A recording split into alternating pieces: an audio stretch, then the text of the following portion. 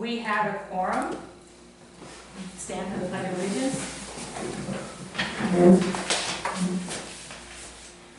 I pledge allegiance to the flag of the United States of America and to the republic for which it stands, one nation, under God, indivisible, with liberty and justice for all.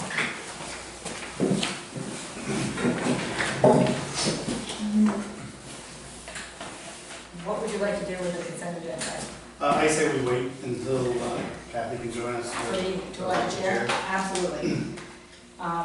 So the next select board meeting will be November 21st here at 5:30 p.m. I'm fine with running the meeting this evening. Perfect. So for the first, for old business, we have the winter plate maintenance plow bids. So I spent some time researching the two bids that were submitted and reviewed vehicles that were on. I actually spoke to our town attorney about this as well. Reviewed the vehicles that were submitted in the applications and verified that on one of the submissions, not all of them were registered, that were used in the bid process. So that excluded that piece. One wasn't registered, and simply based upon the fact that we requested two vehicles to be fully outfitted, that also removed that applicant. So we have the bid from Reno's Excavation, and I had a conversation with Nick Reno about would he consider going back to his original submission for the price, and he agreed to do that, which takes the price to $53,592 over 3 years, which is $17,000 for the first year, $17,850 for the second year, and $18,742 for the third year. He did have one request, so I wanted to certainly have you share that with us tonight. The request was to go back to the original bid was to use the salt and sand that's already put up from the town for the season. It wouldn't be much of an impact on the salt and sand that we already have in the shed. And I think honestly further contracts, I think we should put it in the contract. I think it would save the town money as far as the bid, the overall bid of it for people. We had the sand, we supply it for the town anyway. So why not? You know, we're getting it at a discounted rate versus what the contractor would have to pay for it. I mean, unless it changes road-wise in the future, that they have to supply it, then obviously that wouldn't work. But if we're supplying it for the roads, I just think we should be able to supply it for the municipal as well. So the difference, just so everyone knows, it was $9,500 that he reduced his bid from to go back to the original pricing. The town certainly does appreciate that, Nick, truly. And I certainly don't have an issue. We'd be talking very minimal usage of the safety too. Yeah, I guess my only question is, will you also be sanding and treating private property, and how would you? No, we have a separate sand shed with our own sand and stuff in it, yeah. But if you, I'm wondering if you load your truck with the sand from our sand shed. It's two tow trucks, I have two different trucks, yeah. Yeah, no, that's obviously a concern, right, I had a concern for somebody else trying to do that too.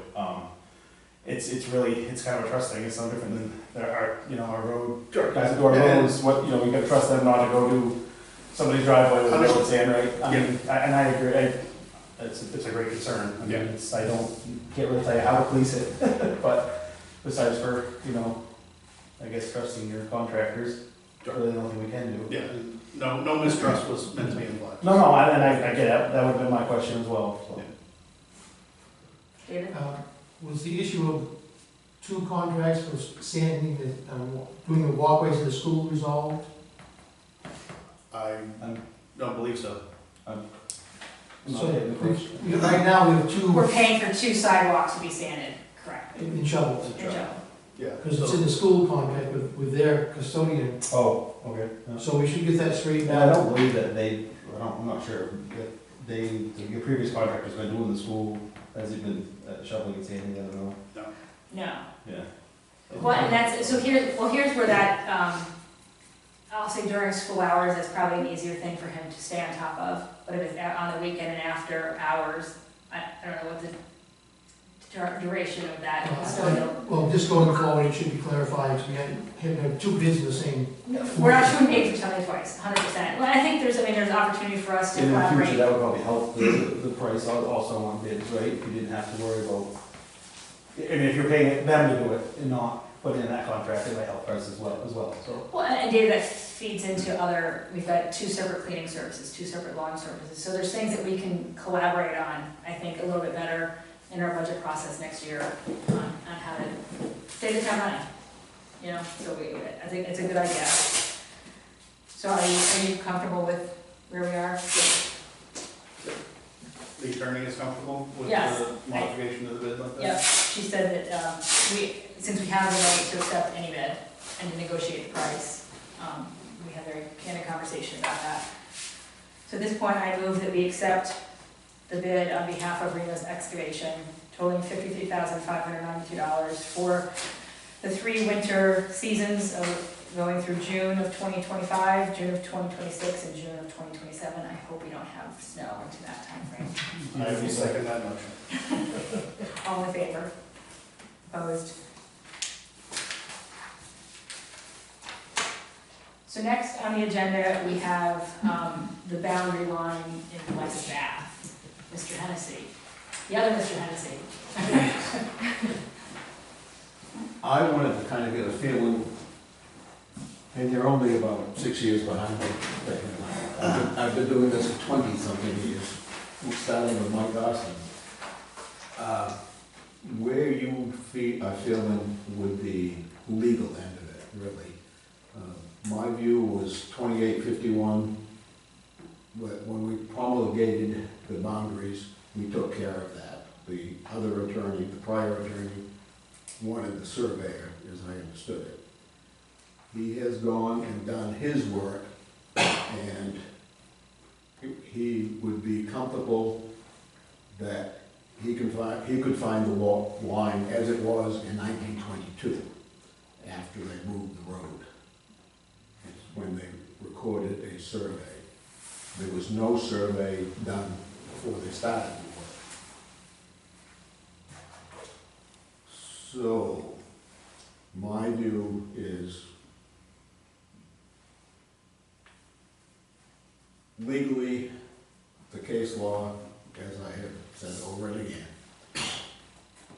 it is not in the providence of selectmen to state where a missing line is.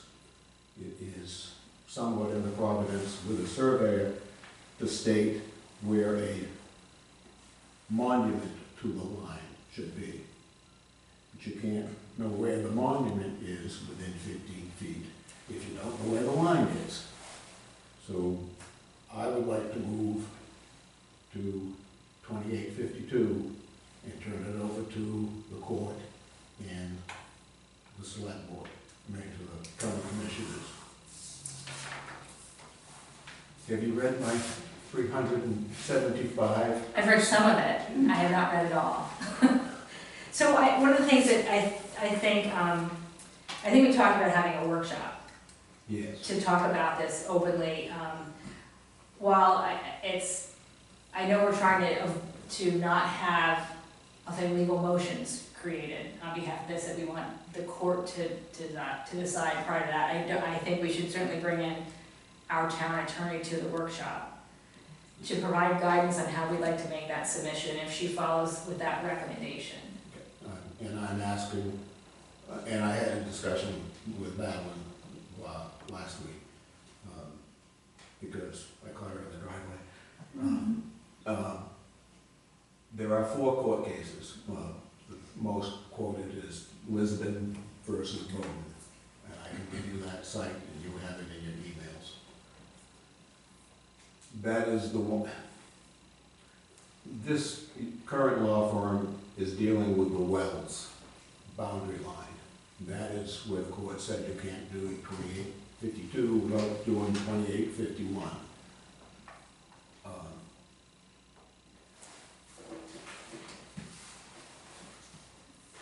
Bruce and I have been talking, Bruce being Sightlines. For your viewing pleasure,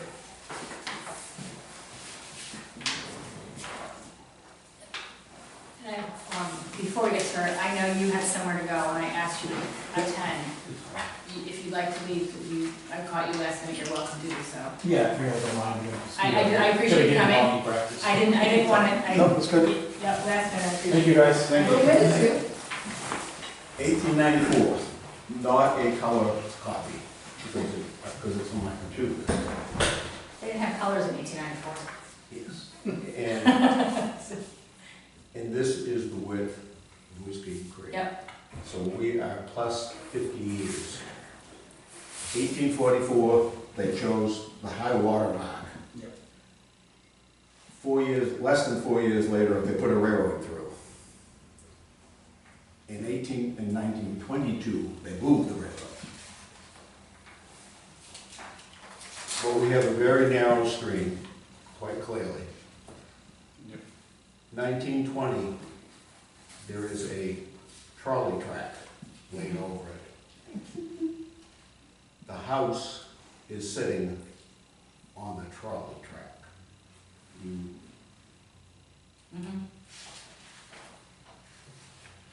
As we move through, and that is 1948, we now have a convoluted, and you can't, I can tell because I know what it says, we have a convoluted. And if you move up through time, in 57, you begin to see the pond break up. If you go all the way up to 2000, this little narrow stream has now become this big wide pond. And we have two ponds over here. And that is the trolley track with the house sitting on it. Because Whiskey, This is the house right here? right there, Oh, Whiskey is now a flooded pond. These ponds are 2 feet above this pond. So everything we're looking at today is well buried. Are they paying waterfront taxes? I'm kidding. Don't even get me started. You, Had to think about the revenue stream, right, Keith? well, if you want the waterfront and half the garage, 'cause that's another story. I think the facts on the ground are not anything that anybody other than people with the legal authority to do it, and the only people are the legislature or the court through the county commissioner. So, I mean, I think, I'm not opposed to having a workshop at all, I think that's a great way. And I would even say we start first, perhaps with our attorney, without Bath, and then pursue another one with them, so we can get our message and mission accomplished, and then discuss how to move forward. If either party becomes convinced that the only solution is through going to the legislature, which terrifies me. It took 15 years to separate the town, according to the state archivist, with competing petitions back and forth. And Brunswick ultimately went that way after spending $100,000 each between Harpswell and Brunswick. Doesn't make sense. If either Bath or West Bath comes to the conclusion that there is really only one solution, give it to the people who have authority to make the decision, then as long as your current legal advice says the 1888 court decision and the 4 that went with it are the law, the case law, that you can't do it primarily because you have the public trust for your taxpayers, but also for the state, that it is a public interest and only the court can decide it. Then just go ahead and write a piece of paper that says, "Dear court, we can't find it."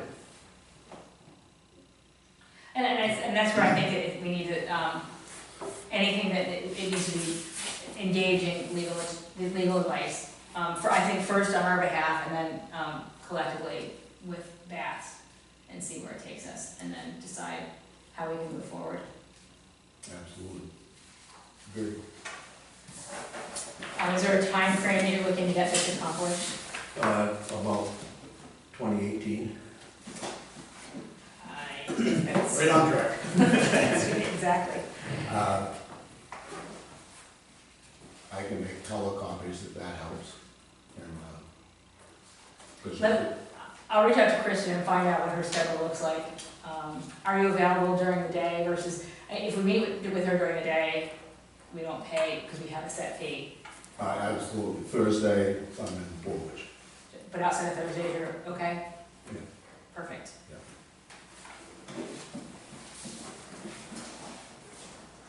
Thank you.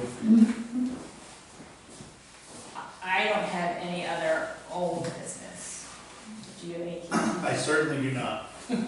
I'll give you a chance to contribute there.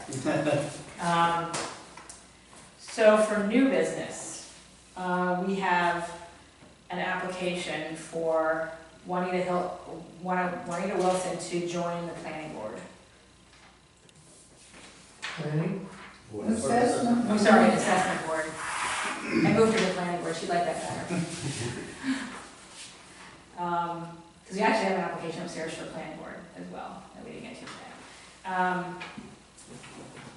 And we have, I believe, one opening right now. It says on here, alternate member. Correct, as an alternate. I make a motion we approve. I will second that. In favor? Opposed? This is the original for you to sign. Where do we sign these? We'll just keep, I think it's, no, just that's the original. We'll keep that to the process. Okay. So for other new business, I have, so what I'd like to share, we've received a couple of thank you notes from folks for our charitable contributions. So I'll just say that we have one from New Hope thanking us for their $744 donation that we did. We have one from the town, from the Patent Free Library for our $41,332 donation. We have one for Tedford Housing for our $450 donation. And we have one from the Bath Area Food Bank for our $2,000 donation. Just want to let you know they acknowledged our contributions. And so other new business, tomorrow's the cutoff, but as of today, we have 7 applications for the town administrator position. They have been dispersed to those on our review committee. Do you know what your schedule is? I don't want to speak on behalf of Kathy for next week. Let's see. I know I'm out of town Tuesday night. So John has, I spoke with John, he's got a planning board meeting on Tuesday. He's got a Saginaw County Fires Chief, but perhaps Thursday worked for him. Does that look open? Thursday, I believe, works for me. Let me just check the other phone.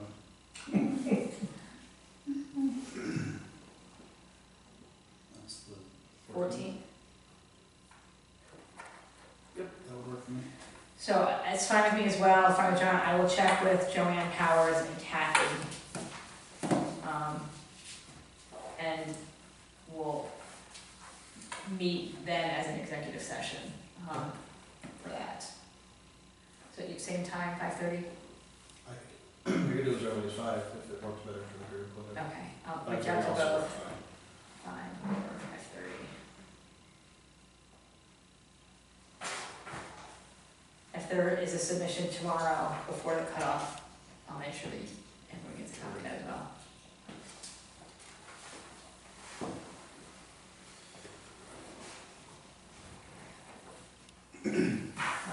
Public comments. Could you restate who the members are of the selection committee? So it's the 3 people on the select board, Joanne Powers and Jonathan Bean. And she's representing the school, right? Correct. Thank you. Who was the last one? John? Jonathan Bean, I'm sorry. Oh, It's like, what did I say? What did I say last? Okay. Any future agenda items? Just a couple things that came to mind as I'm trying to get up to speed. When we were doing budgets, we talked about there being 20 houses under construction. We assumed 15 of those would be done, generating $5 million in extra tax revenue with no tax increase. Clearly that didn't happen, so I'd just kind of like to know what of those 20 were completed so we can, project and forecast for next year's budget and what additional revenue may be out there. The other thing I'm curious about is, back in January of 20, we had a meeting where all the town departments came together with our wish list. And we had this surplus, $1.3 million, I think, posted on there. I don't know where that money went, and I'd like to get some understanding as to, I know we used some of it to buy the fire truck with cash, which I think was a great idea. I've just lost sight of where that other $1 million went, and I'd like to know that again as we, soon we'll be back in the budget season, and understanding where that went would be helpful.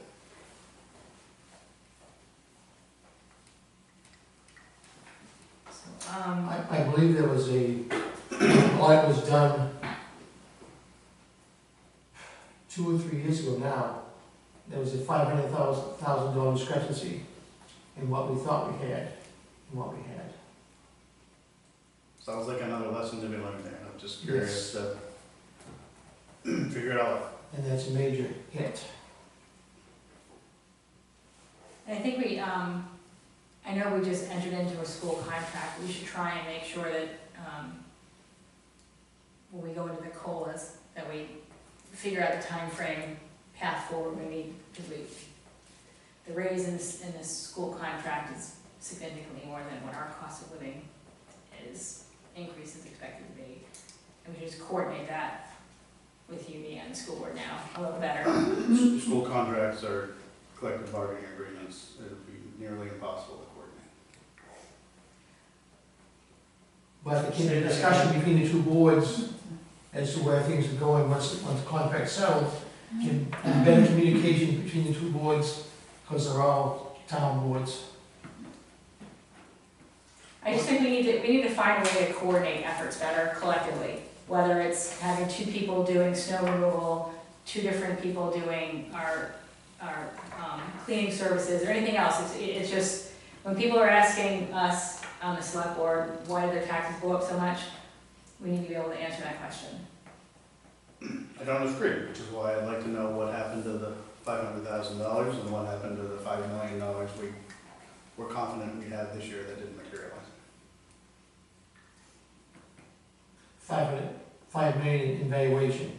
Right, at a mill rate of, it's Agreed, but significantly the claim less. was taxes would not go up. and But just to clearly clarify, they did. that was valuation. Right. Because I'd love to get $5 million in revenue. Yes, absolutely. Michael, Hennessy. Also in January of last year, the decision of the board was to advertise for an assessing agent. And Christine decided in March that that was a bad idea and ceased that activity, apparently. We revisited it in June, July, and the decision of the board was to go back out to look for an assessing agent. And Time Crunch said we grabbed the only one that applied. But we need to get a less than $125 an hour assessing agent. And it's not going to be easy, and we need to get started. So, yes, well, the $125,000, if that's the current person who's on site. Yeah. There's other folks within his office that are significantly lower than that, if they're doing the work. So we need to better understand, where it wasn't, also, we had no idea, we went over that plan this year, but there was also a significant untold stories that were revealed. in this process. There is never not untold stories. There's way more than I think anyone imagined. I think there are 2 people in this room who were telling you that was the case. And one more and who visited on occasion. But anyway, I think the offer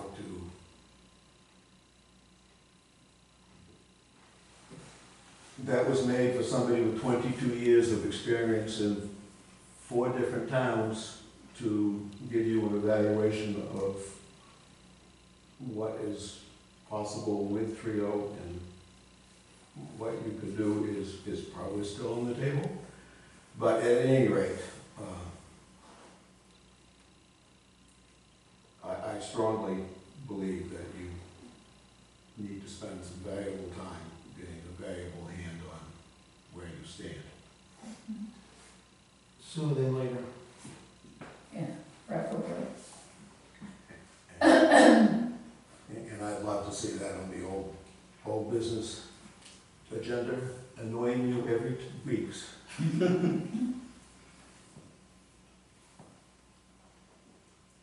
He will be at the next meeting to also discuss state valuation on the 21st. Good.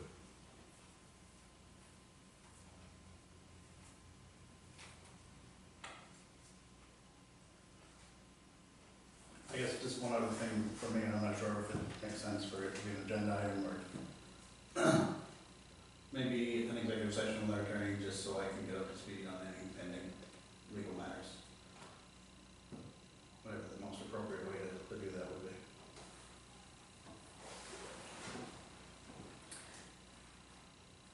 Maybe we piggyback it, same workshop on the boundaries discussion.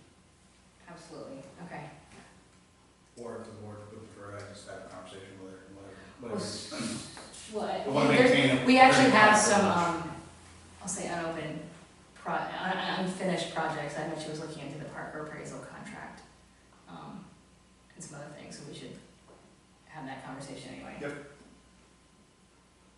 Another back burner item, just maybe check with DOT and see if they still have the culvert on the state road in their plan. They said a year and a half, it's getting close to a year probably, so I'm just curious if the state of Maine is still gonna take care of that culvert, which they raised too high, 2 feet? something like 18 inches to 20 inches, yeah. Mm-hmm. Just to see if it's still on their Radar? desk.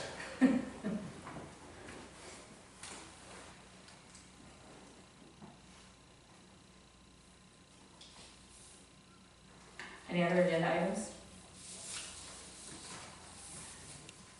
And one of the simplest way, maybe check with our state rep. She seems She's to fantastic. Yeah. get stuff thing done, and she could look at it sooner and easier.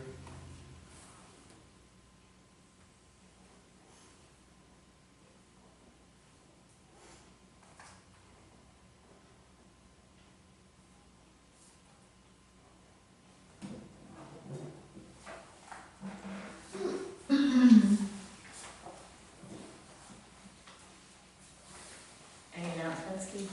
Just want to thank the voters for giving me the opportunity, giving me the trust, and look forward to working hard and getting some things done. Indeed. Any other public comment?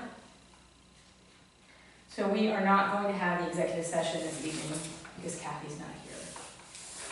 So I move that we adjourn at 5:59.